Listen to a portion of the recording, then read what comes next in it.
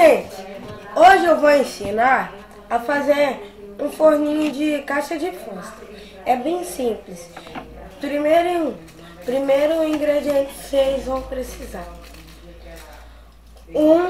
um papel alumínio, um pedaço, claro, fita adesiva e caixa de fósforo, mas você só vai precisar dessa parte, não essa parte. E primeiro você pinta aqui, mas eu já pintei, pinta dentro, tá?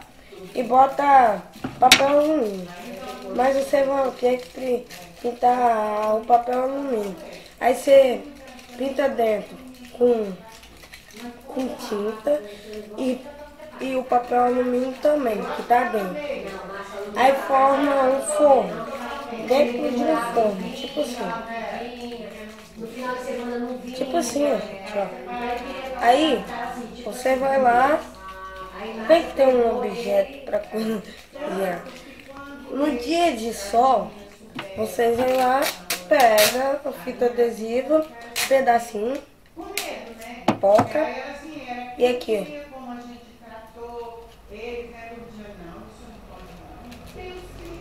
bota aqui, calma aí. Eu botei errado. Mas ele já não estava bem também. Aqui. Não tinha saído ninguém. E a mãe dele já era falecida, né?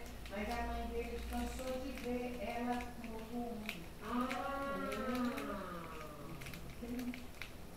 Aqui, ó. Aí vai ficar assim.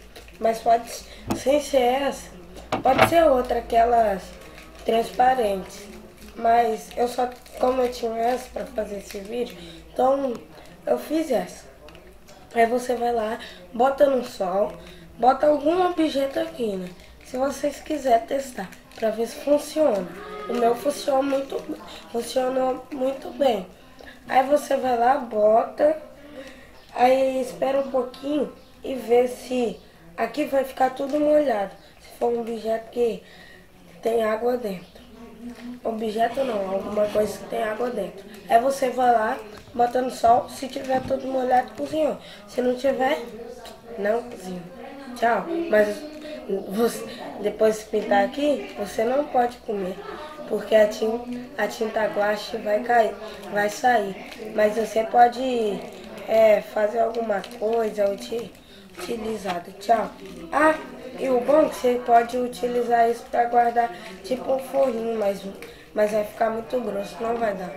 Aqui, esse daqui dá para fazer tipo um negócio, mas eu esqueci como é que faz. Tchau. É aqui, aí bota uma fita adesiva, mas não dá não. Se eu conseguir fazer, eu faço um novo vídeo fazendo um negócio. Tchau.